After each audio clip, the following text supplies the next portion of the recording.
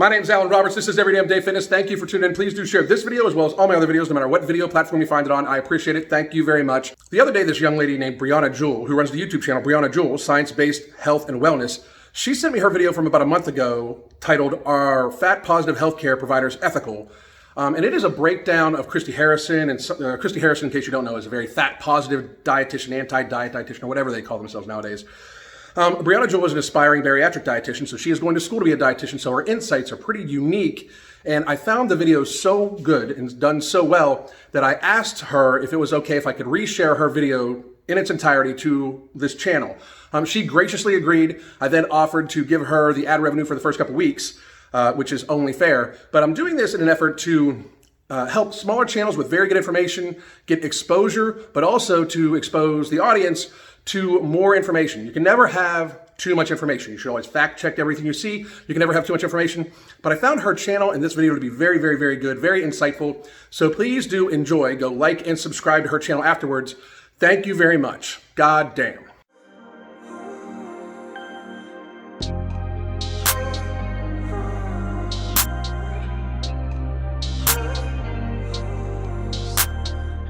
Last healthcare professional we're going to talk about is registered dietitian Christy Harrison. She's the object of my curiosity and the impetus for this entire video. She is an anti-diet registered dietitian and a certified intuitive eating counselor. Really quick, I think it's worth adding that the word anti-diet is not a credential, it's more of a self-proclamation. I feel like I've seen a lot of dietitians on social media these days kind of add that to their I don't know, like to their headline or to their title. What does that even mean though? The definition taken directly from foodinsight.org.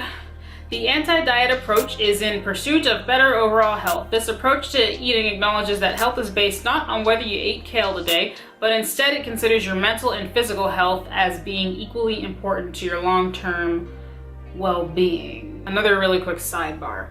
Something that has occurred to me about this word anti-diet.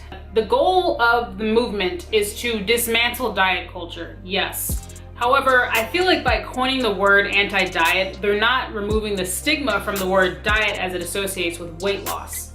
Merriam-Webster defines a diet as food and drink regularly consumed. So if you eat food and drink anything, that's your diet. You eat a diet. Because of the weight loss industry, however, the word diet is now really just associated with weight loss, i.e. I'm on a diet. When really a diet is just the food and drink that you eat on a regular basis. I think by using the word anti-diet, they're not uncoupling diet from weight loss. Perhaps they should instead say anti-weight loss diet. However, being that I'm an aspiring bariatric dietitian, I don't think they care too much what I have to say. That was just a thought that I had. Let's proceed. Christy Harrison is on Instagram, she has a book, and she hosts her own podcast. Her opinions on dieting, exercising for weight loss, and weight loss in general are pretty clear after reviewing her social media page, her website, and listening to her podcast, which I did listen to a couple episodes. She's anti all that stuff. I've read about her a lot and her story, and like a lot of people with her opinions on dieting and weight loss, she fell into disordered eating and became unhealthily underweight, and that kind of shaped her professional career on being, you know, this anti-diet, anti-weight loss kind of thing. Let's look at a couple of her Instagram posts. Our bodies don't know or care about the reasons we might be trying to lose weight. Whether the motivation is health, comfort, aesthetics, or anything else, the same holds true. Intentional weight loss feels like famine to your body, which is why it's unsustainable and harmful. Caption reads, whether the reason for weight loss is ostensible health, comfort, aesthetics, or anything else, the same holds true. Intentional weight loss feels like famine to your body, which is why it's unsustainable and harmful. Our bodies don't know or care why we might be trying to lose weight. They just know they're in danger. Of course, pursuing health and comfort is totally understandable, although pursuing health is never a moral obligation, as is pursuing an aesthetic that we're told will lead to happiness, success, love. We all need and deserve those deeper things no matter our body size, but weight loss is not the way to achieve them, and it's physically and mentally harmful in the long run. There is a better way, and it's called health at every size.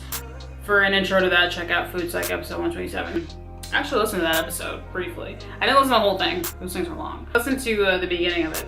Something that occurred to me about this is she says, okay, intentional weight loss feels like famine to your body. But then she says your body doesn't know or care why you're trying to lose weight. Your body just knows that it's in danger. So I kind of heard a contradiction in there because, like, you know, a lot of people lose weight when they're like sick or when they're recovering from an injury. That happens to a lot of people. That weight loss usually isn't intentional. They're just, you know, they're eating less because maybe they're being brought food, and, you know, the food that they're being brought is like less than what they normally eat because they can't just get up and go to the kitchen and fix their own food. Or even people in the hospital, you know, they tend to lose weight more because, again, they can't go and fix their own food. They're being brought food. So that weight loss is not intentional. So why does only intentional weight loss feel like famine to my body, but not unintentional weight loss? But it's still weight loss. She just said that your body doesn't know or care why you're losing weight. I don't know. Am I losing my mind? Can somebody please politely and calmly, like, maybe drop a comment and maybe explain that to me?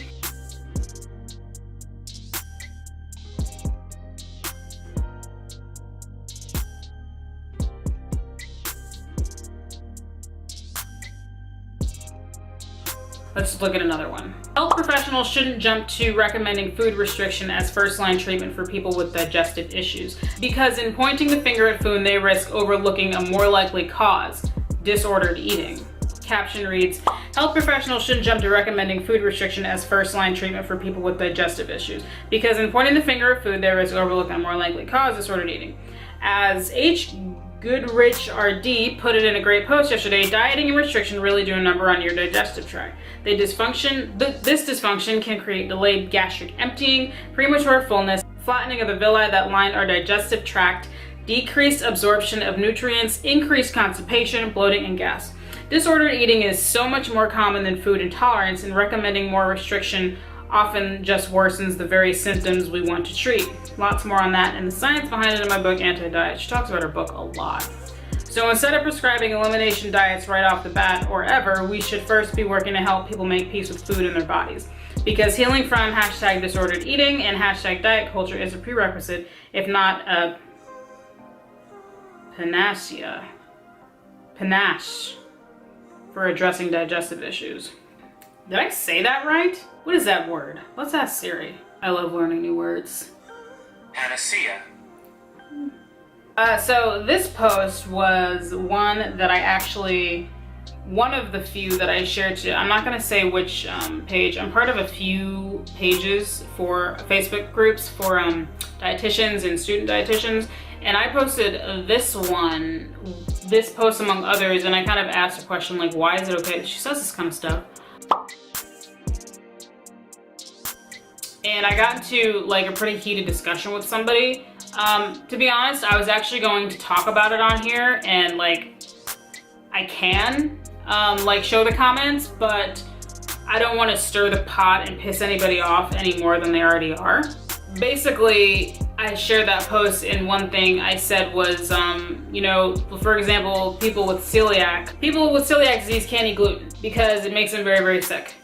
And I read that and I interpreted it as celiac is a digestive issue, so somebody with celiac disease shouldn't eat gluten.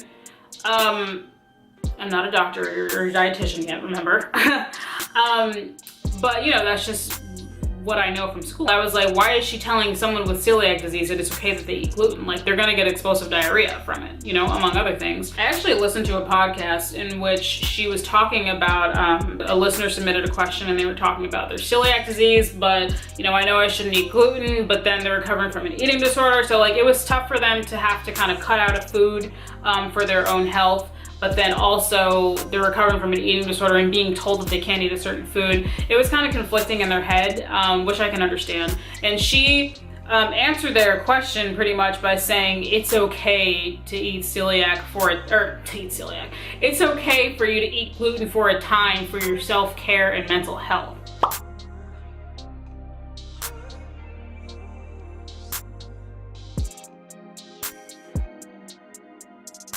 A dietitian telling someone that they should eat gluten, or that it's okay for them to eat gluten for the sake of their mental health, knowing that it's going to cause them extreme, gastric discomfort. I actually have a friend who she doesn't have celiac, but she has an extreme gluten sensitivity. And what's interesting about my friend is she is also, she is recovered from an eating disorder from when she was in college.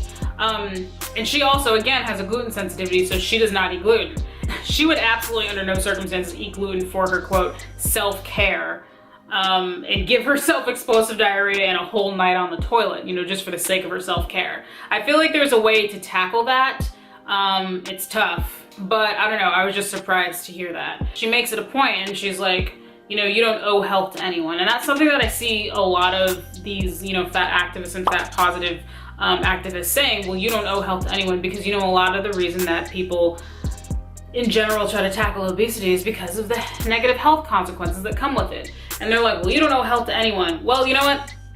I don't really agree with that. I think if you have kids, you owe health to your children. I think if you have a significant other, then you owe health to that person. And more importantly, you owe health to yourself. Why would you kind of gorge yourself with junk food just for the sake of your self-care and then say, oh, well, this is for my mental health, this is for my, you know, because I want to do it because it's making me happy. I mean, that food's not healthy and it's gonna make you sick in the long run. So I disagree with that, with them saying that you don't owe health to anyone. You owe health to your children, you owe health to the people you love, and most importantly, you owe health to yourself. Why wouldn't you want to treat your body right? Anyway, we got a little off track there. Let's read another one. Apparently today is World O-Word Day, Obesity Day.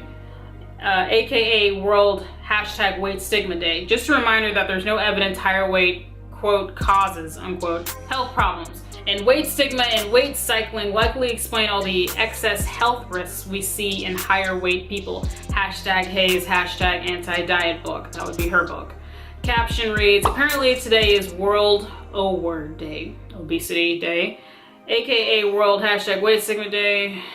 Just a reminder that there's no evidence that a higher weight causes health problems, and weight stigma and weight cycling likely explain all the excess health risks we see in higher weight people. For lots more on the science behind this, check out my book, blah, blah, blah. Talking about her book. You know, there's a lot of evidence that obesity is linked to a lot of chronic diseases. And in here she's positing that it's more weight stigma, which is not really, weight stigma is more of a, I don't know, I guess more of like an idea and like an experience, I think. And so she's positing that the experience of weight stigma is probably what's linked to type 2 diabetes and heart disease. That's what I got from that. If you think otherwise, please calmly and politely drop a comment and we'll start a conversation about it. Okay, let's read this last one. There's no way to make anyone's body smaller without causing serious damage to their relationship with food and often their overall well-being.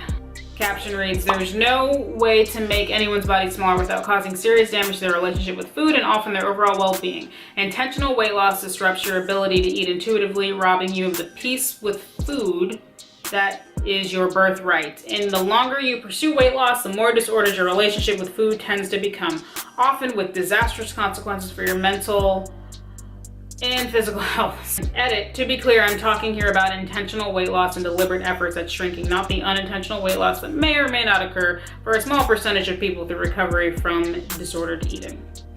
You deserve to feel peaceful and secure with food. You deserve to have your needs met and to heal from the deprivation that diet culture imposes. And you deserve all of these things at any size, including the very largest sizes. #anti-diet, #Hayes, #health at every size, intuitive eating, fat positive, fat acceptance, diet culture, the the life thief. I've listened to a couple of her podcasts and she refers to the pursuit of weight loss and dieting as the life thief. Okay, I'm gonna be honest. I read this post and it triggered me. I actually decided to listen to that podcast episode and hear her out. I'm gonna be honest and forthright. I did not listen to the whole episode. It was very long. But I listened to the part surrounding this statement to hear what she had to say about it. I also wanted to see if she offered any resources or like evidence to support the claim that she made. In her podcast, she'll say the resources to everything we talk about in this episode are listed on, on the webpage. And I visited that webpage and, it was really just resources that are like, here's a link to my book and like, here's you know, just like, it was actually more advertising stuff than anything. I was looking for like links to studies or something like that, and I didn't see any of that. So this kind of leads me to believe that her saying that weight loss ultimately causes damage to your overall well-being is more of a statement that she's making as a result of her own personal negative experiences with disordered eating and her attempts to lose weight. I think this triggered me because, and I don't get triggered a lot. At my heaviest weight was 163 pounds. I wasn't obese, obviously. I'll put a picture of myself up somewhere. I wasn't obese. I was a little bit overweight, but you know, I was metabolically healthy, and that was maybe about a year after I finished competing, and I put on all that weight. Physical things were off with me too, like my knees hurt, for example, when I squat, and that's not something that ever happened to me. My knees would hurt whenever I'd be on the Stairmaster or the treadmill, and that's not something that I had ever experienced before. So I'm not gonna use the word diet because I didn't diet. I didn't do keto, I didn't do paleo, I didn't do any kind of crazy, ridiculous nonsense to lose weight. I cut my calories by like anywhere from like 100 to 400 off my what I had been eating, which was a lot for me to get up to that weight. I lost that 20 pounds over the course of 6 months. I didn't do anything crazy. Christy Harrison says that I am damaged from that. And I question that because I want to know what she says is damage. Like, how does this damage manifest itself? Like, I make sure that I eat a balanced diet, including but not limited to fudge covered Oreos. And you know, like, is that damaged because I only eat 2 Oreos instead of the whole box? Like, am I damaged because I try to get to the gym, you know, X amount of times a week? I was gonna go after I finish filming this, but it's getting late and I'm tired and I have schoolwork to do. So I might skip today, which is not a big deal. Is that my damage manifesting itself? Like, I want to know what this damage is. Like, what does she see as damage? How does this damage manifest itself? And I couldn't find any sort of literature or supporting evidence of her statement about that. Really quick, some other quotes by Christy Harrison. Weight loss causes more harm than good in Food Psych episode 210, as well as other places. There's no convincing evidence to suggest that high weight is a risk factor in and of itself. Blog post titled "The Truth About COVID-19 and Weight" will be linked below. We can't say that being at the higher end of the BMI spectrum causes any health conditions, even if higher weights are associated with these health conditions. Another blog post titled "The Truth About That New Fat But Fit Study" that will also be linked below. And in that same blog post, she says, prescribing weight loss is just not ethical healthcare. So me, as a student of dietetics, as someone who holds a degree in biology, as a fitness professional, is everything that I'm learning and have learned wrong? Are bariatric surgeons wrong for giving people weight loss surgery? Is Dr. Nowzaradan of My 600-Pound Life wrong? According to her, he is unethical for helping people lose weight. He's been practicing medicine for years, probably longer than she's even been alive. There's also her fellow dietitians. There are a lot of bariatric dietitians. Are they unethical because they help people lose weight? I don't think they are. They're practicing based on the evidence and data that demonstrates a strong link between obesity and chronic disease. They're doing their job to help people affected by obesity. I mentioned briefly that I had a negative interaction with one of my peers on one of the Facebook groups I'm a part of, and it was about Christy Harrison. The reason I didn't want to talk about it was because if I sit here and tell you what happened, it's gonna just sound like I'm dumping all over her when I'm really not. I'm just telling you what happened. And I mean, I will just say it ended negatively. I got censored because my post got comments disabled. I felt like we both made good points, but ultimately the conversation just turned really sour and like admin got involved. It was just a mess. I was gonna talk about it, but I have it like all in my script here. I really was gonna talk about it, but at the last minute I decided not to. No, I don't want to just sit here and it seemed to you guys like I'm bashing all over somebody, when again, I'm not bashing all over anybody. I'm just telling you what happened.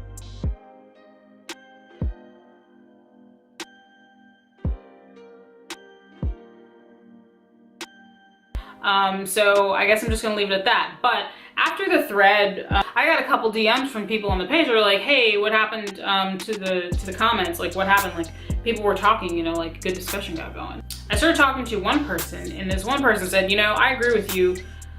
She says a lot of stuff that can be really misleading and dangerous to some people who aren't really informed. And she ultimately, our conversation ended with, she was like, why don't you like contact her and like see what she has to say? And I really did think about that. So I went to her Instagram, Christy Harrison's Instagram. It's pretty clear that her DMs are closed. And I tried forever to find an email address. I don't know why it took so long. She has like email her team for if you want to be featured on the show, if you want to submit a question, like if you want information on the book, like there's questions for everything except for like, hey, I'm just a person who wants to talk. Finally, I was able to just find like a regular admin email and I sent the email and I'm awaiting a response from someone who's not a robot.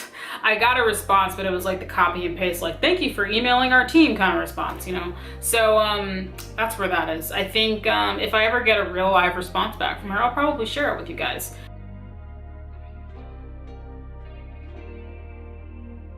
In conclusion, a trend that I noticed about a lot of the people that we discussed today, they all have their own negative experiences with dieting, which led them to disordered eating, which then led them down a rabbit hole of just trying to make peace with their bodies and with food. And ultimately, it led them to this fat positivity, fat acceptance, and a little bit, in my opinion, some of y'all might not like this, but in my opinion, a little bit of science denial. To be honest, it's sad. It's sad that people dieted or were made to diet so much to a point that it completely just kind of pushed them over the edge and led them to resent any and all forms of weight loss, even if medically necessary. Fat people, obese people, morbidly obese people 1000% deserve respect and to not be judged. And you deserve to feel beautiful in the skin that you were in. However, I feel like if you're a healthcare professional, that respect should come in the form of telling you the truth about your condition. I get it. It's hard to hear. It's hard to hear that your lifestyle and diet choices, among other things, have potentially led you to the point where you're at, where your health is starting to deteriorate. It's tough. In the words of a dietitian who follows me on Instagram and actually commented on a photo when I was talking about something like this, he said, the truth needs to be told, even if it hurts feelings. Finally, I firmly believe that there is a diet culture and I hate it. The diet culture that I want to dismantle is detox teas and unqualified trainers on Instagram and Facebook and stuff, and that stupid show, The Biggest Loser. I hate that show. That's the diet culture that I want to dismantle. However, I think a lot of these people that we discussed today are kind of extreme on what the words diet culture should include. For example, if I want to eat a salad instead of a slice of cake, that's now fat phobic, and that's now diet culture taking a hold of me in its clutches. I don't think that's diet culture. I don't think that's fat phobic. I would just prefer a nice salad sometimes. I do sometimes eat salad for a snack because I'm a freak like that. If it's diet culture or fat phobia for me to choose water over soda, then I think that that's kind of the problem. We have to have these discussions and we have to have them civilly and respectfully, or else we're never gonna get anywhere. If you've made it to this point, thank you so very much for watching. Please like, subscribe, and comment down below and tell me what you guys think about this video. It's a little bit different than my anti-MLM videos, which are still fun to make, but you know, I'm not only about anti-MLM. So if you have an idea for like a nutrition, health, or fitness kind of thing that you want me to talk about, let me know, you know. As far as nutrition, you guys know I'm not an RD yet, but you know, talk about it as within my scope. And you know, I'm a personal trainer, so I'll say whatever I want about dumb fitness stuff. So if you come across anything, shoot me a DM on Instagram or drop a comment and let me know. Please like, subscribe, and thank you for listening to my TED Talk. Bye. All right, who wants to say bye? Zeus, do you want to say bye? Oh, it's a big stretch. Hey, baby. Oh, hey, you want to say bye? Are we saying, okay, can you say bye? Can you say bye? Zeus, come here. Sit. Good boy. No, he wants the bone from Onyx. All right, whatever. Just say bye. Somebody look cute at the camera and say bye. Yeah.